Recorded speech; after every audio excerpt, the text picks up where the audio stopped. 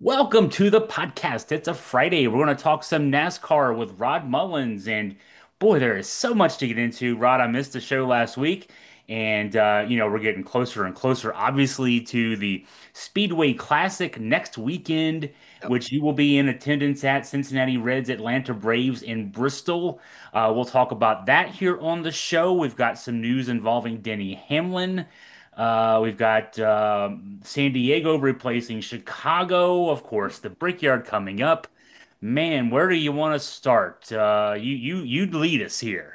I guess we ought to start with the Speedway Classic where it's coming up. We're about a week away, and the final preparations, they're in final preparations now, trying to get everything set.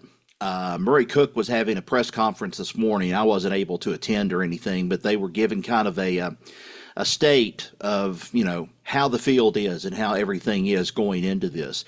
And so far, everything I think is pretty much going as planned. The turf is down.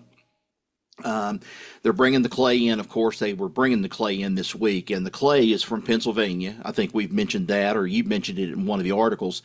But I think it's the stirring of what is getting ready to take place. It reminds me so much of the first year I attended the Brickyard 400 at Indianapolis. There is just so much media circus and hoopla and everything else going into this.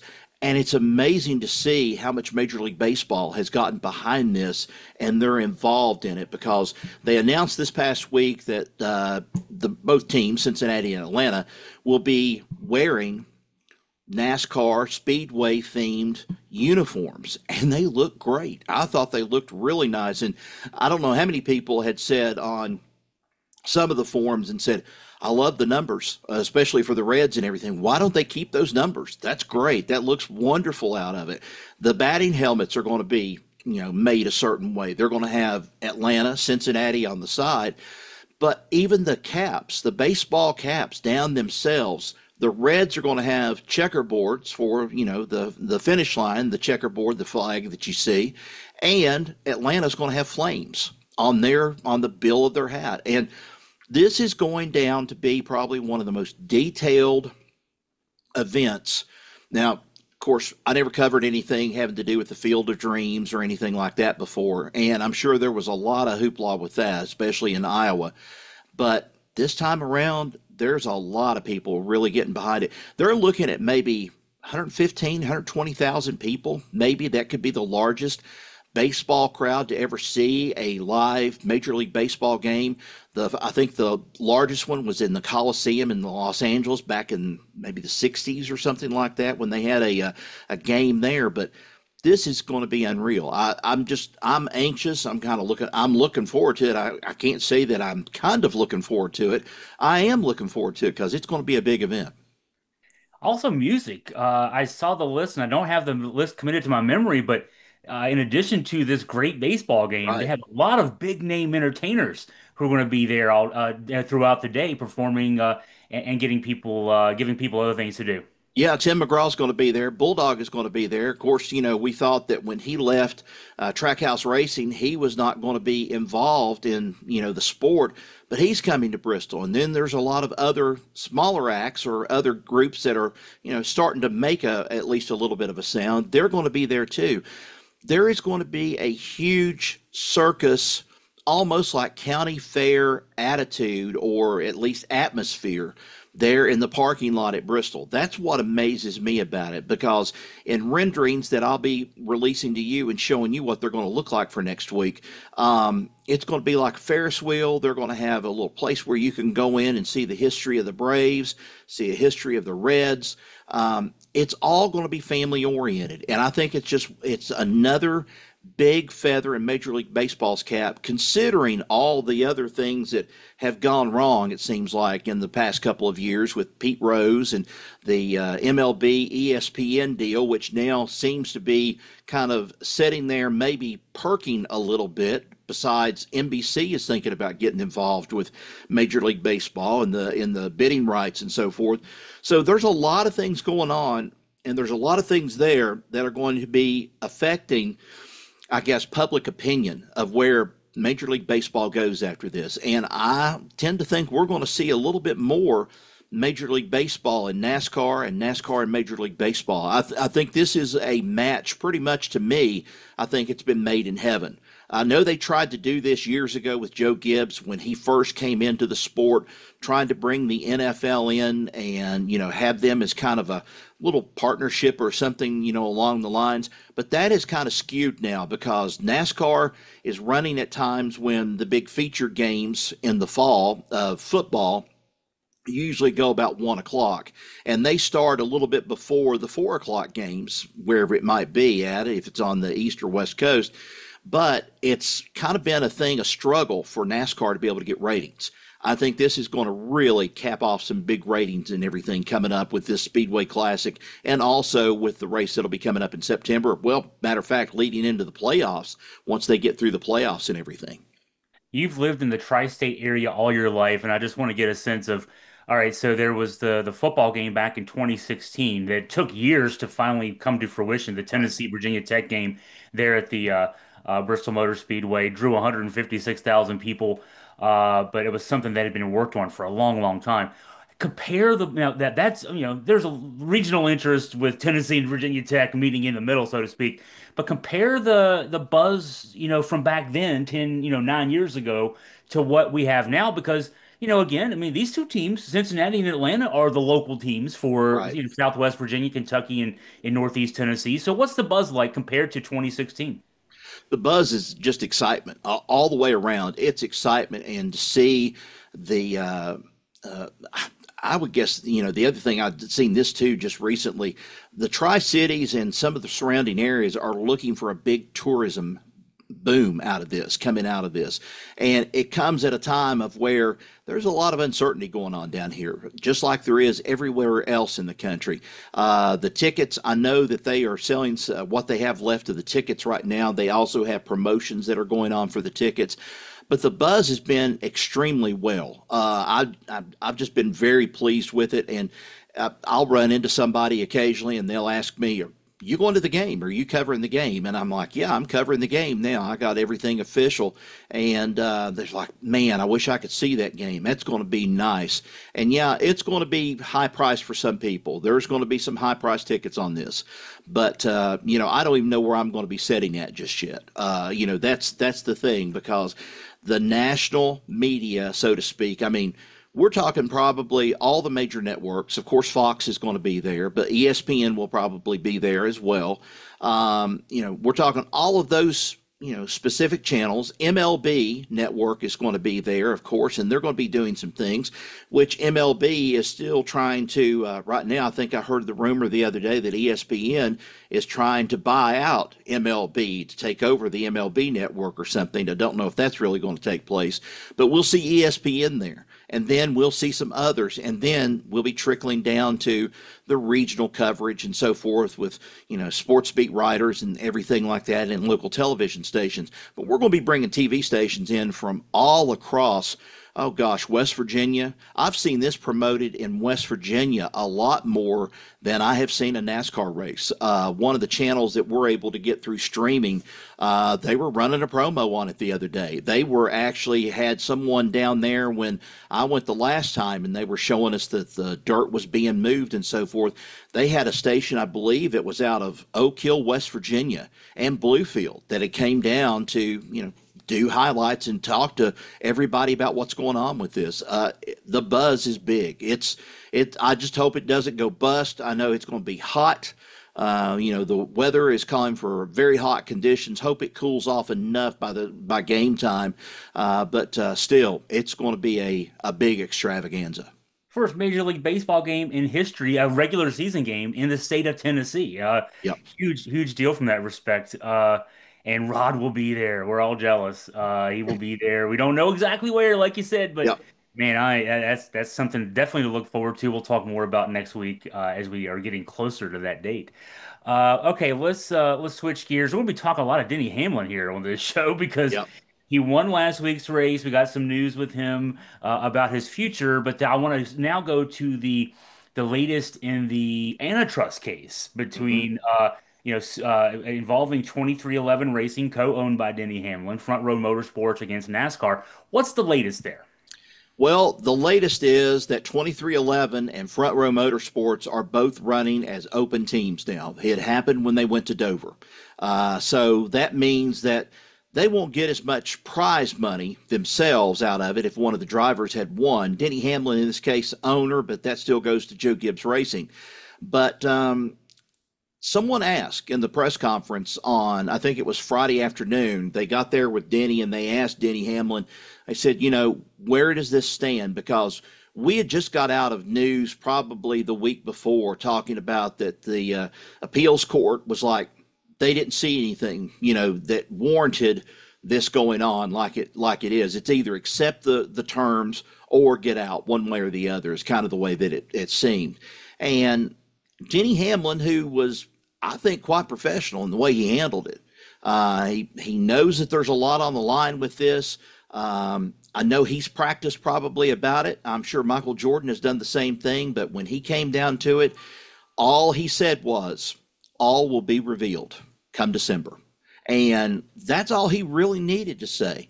So that tells me from the way he is talking, they are bringing in not just the guns that are on a ship. They're bringing in supersized howitzers on this one. They're gonna go, and they could end up rocking the boat and rocking the world of NASCAR. And NASCAR should anticipate it, but I don't know if they really think it's much of a threat right now or not. That's what the big question is, I think. It's going to be interesting. I mean, yeah, we always look forward to the end of the season, the championship in November, but we have something else to look forward to. That's right. That trial scheduled to start December 1st. Yep. And yeah, all will be revealed. So more news involving Denny Hamlin, still off the track because we Right. have good track news with him as well. But what is his status with Joe Gibbs Racing? Well, he signed a multi-year agreement today, or is going to be in the process of signing a multi-year agreement with Joe Gibbs Racing that'll pretty much keep him there until he decides to retire. So, I can say he's been there with him. Gosh, it's been 20 years, I guess. He's been there with him. He's in his 40s. He started racing for him, I think, around the age of 23 or 24 years old. Now he's 44. So, he might as well just stay. It's one of the longest, tenures being a driver, especially for Joe Gibbs Racing, probably of anybody that's out there. And so it's a kind of a thing that he doesn't have to worry about too much now. He's got that out of the way.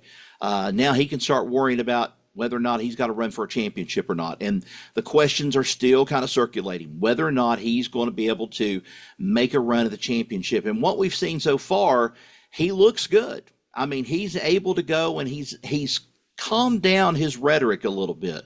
I think that's probably an important thing that he needs to do, especially going into this stretch of races, because some of these races haven't been very good to him at all. But he needs to go, and he needs to think about what he says and how he does things. Just let his talking do everything out on the track instead of doing it when there is an open press, opportunity and things.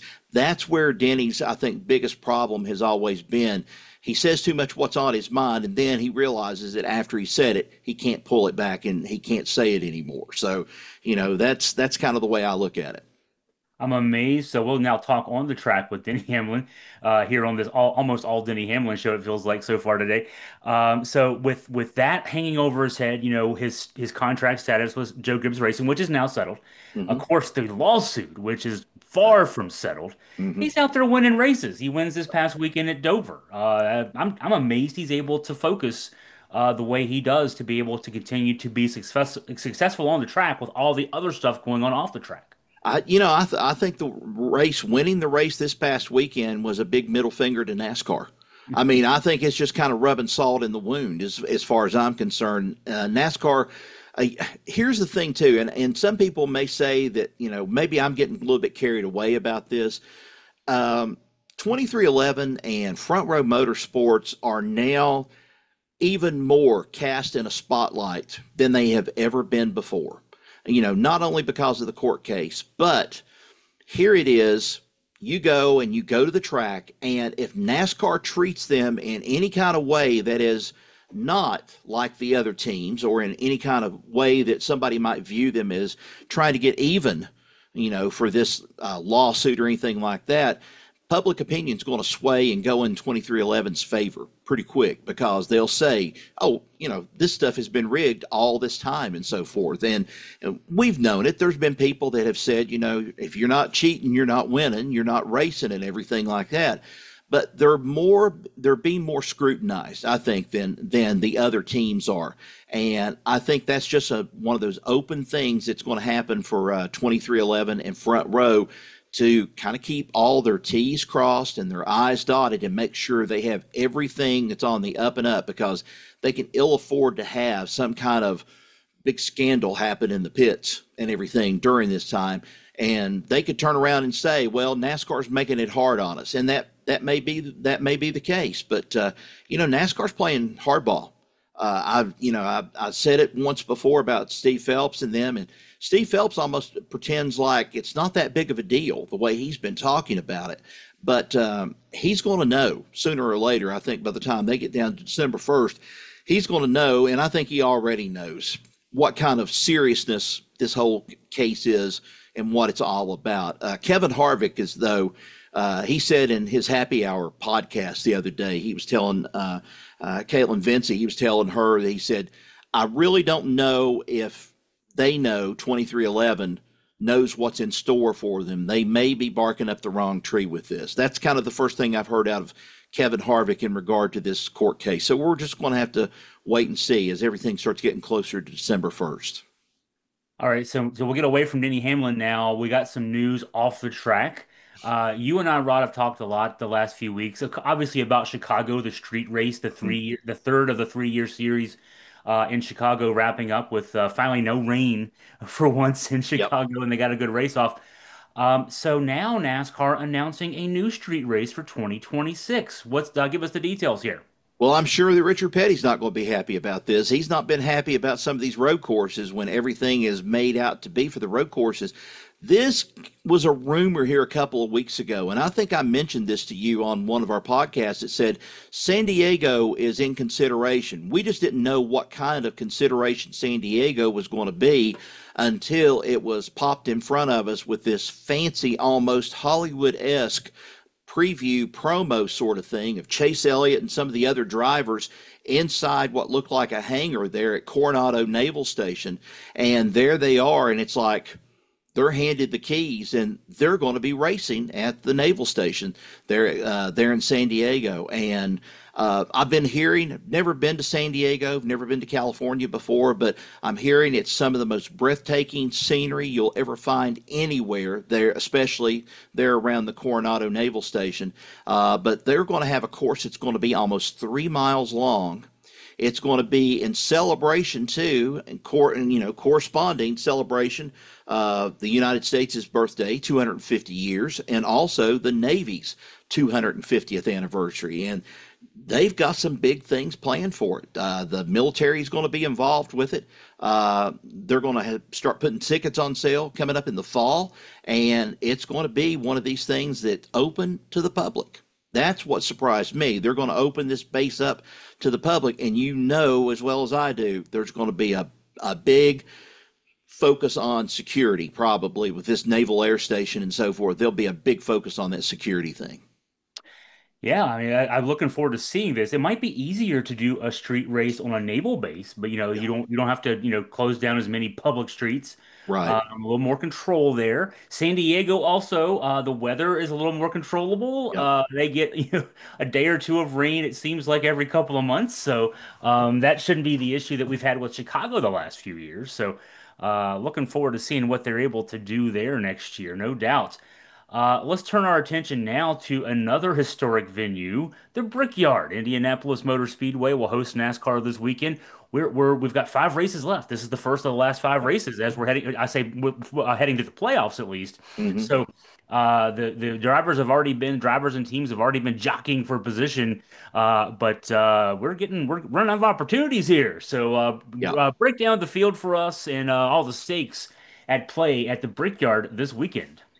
Well, I wish the Brickyard was as popular as it was back in 1994 when I first attended. The big hoopla and everything else, sort of like what I was talking about earlier with the Speedway Classic. I just wish it was back to that sort of thing. I made mention of it to someone the other day that NASCAR, almost to one degree or another, would have liked to have had Indianapolis as maybe one of the crown jewels, as you know, in the sport, since it's a racing mecca and everything. But you know, it's not really come out as a crown jewel. It's not. It's been kind of like it's a sideshow sort of thing, and it got even more sideshow, I think, when they decided to run the inside road course here over the last couple of years and not do the oval. But now they're back to the oval. They did last year, and Kyle Larson won last year. You've got to say that he might have the possibility of doing it again, but he's had some bad luck here as of late. I don't know if Kyle Larson comes back to life this weekend. William Byron is not in good shape. He did not have a good race last weekend either. But then you see Chase Elliott, who's surging. Chase Elliott's holding on, having a good summer so far. He's now taken over the points lead in the NASCAR Cup Series toward the championship. He would like nothing more than to get a win there and also match his dad winning there too. His dad won there back early on after the race got so popular there for a while. But then you see Denny Hamlin coming into this. Denny Hamlin's gotten, he's caught a little bit of fire too himself with this past win. And then also Bubba Wallace resurged this past weekend. I mean, he had a good finish, but things did not look good for him. It's getting down close now that we've got some drivers that are still, and like we talked about before, they're still on the bubble. And Kyle Busch is one of those drivers that's still on the bubble. And I keep on talking about this because there were things going on this past weekend at the last race that Richard Childress was, concerned about, and it even got out on the radio. He said, we've got to change things. He said that. Something's going to have to be changed at Richard Childress Racing. Don't know what it's going to be just yet. They have made some moves to try to change things, and Kyle Busch has been running better as of late, but it's still not enough to get him into the winner's circle. So there's, he's kind of floating there around the 16th position. He's wanting to get in. It's anybody's ball game with this race, and we'll see probably Shane Van Gisbergen in this one too. And wouldn't it be something if Van Gisbergen takes this win at the Brickyard, and it'd be just another feather in his cap for an international win? But that remains to be seen. I think it's going to be mostly just what we have of our drivers here. I don't know. I dare say Denny Hamlin could end up possibly winning another race, and maybe even this weekend at the Brickyard. Got a lot of guys down there in the 13 through 16. Obviously the 16 make the field, but then around, below 16, 17 to 20 who have some work to do. It seems like a lot of these guys we talk about every year. Bubba Wallace is in that mix. I think right now he is 16th, right on that bubble. Right. But I mean, yeah, this is the time, if you want to win a race and punch your ticket, it's time for one of those guys who's not won a race. I think we have 12 winners this year already. Yeah. Mm-hmm. So it's time for somebody, or someone like last year. Who was it last year that snuck in? Oh, it was Harrison Burton. Yeah, Harrison Burton snuck in Yeah. with a late win, and all of a sudden, boom, here we go, upset the whole field because this is a guy that was way back in the pack. Right. So, I mean, that's among the things we can look for, not just this weekend, the next few weekends. So, I mean, it's wide open. There's a lot of opportunities out there for a lot of guys. Yeah, and that's one of those controversial things about the chase and everything about the playoffs. You get a guy that finally gets it all together, or everything falls into their lap to where they're able to go and, win a race, and then, boom, they have instantaneous, popularity out of it. They've made the 16-team field with a win, and then you're wondering, they don't deserve to be there because they've ran so inconsistent the entire season. That could happen too. We could have somebody, pop out of nowhere with this and win a race. I mean, let's look at the big thing going on right now between Ty Gibbs and Ty Dillon. That's the $1 million challenge that they've got. Mm-hmm. Who would have expected Ty Dillon to still be in contention this far into it, and especially against one of these young drivers who've been challenged as of late? He's been challenged all season, but they're in a fight for $1 million, which neither one of them is going to see it. It's going to go to the race team is what it's going to go to, the car owner. But, that's a little bit of excitement in there too. And that is one of those things of, here we get another driver in there with, it comes out of nowhere. Maybe Carson Hocevar comes out of nowhere and wins a race. I mean, where does that put it? There'll be people that say Hocevar deserves it because he's ran good, but he's also had some bad races here as of late. And I think that the whole key to this thing is consistency all through the season, having some kind of consistency and being on top of the game. And it's not just for the driver, it's for the pit crew, it's for everybody back at the shops and everything. They've got to be on their A game with everything that they do, and I think that shows as the season goes on. Oh yeah, these races go 4, 5, 600 miles sometimes, and it comes down to just not even a second, determining who wins, who's in Right. second, who's in third, who's in 10th.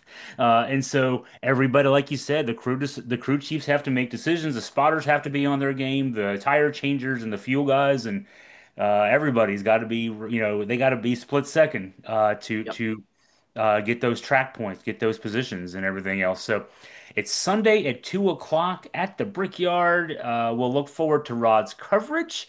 And man, we got so much because we got the baseball game next weekend. We got the playoff chases going on here.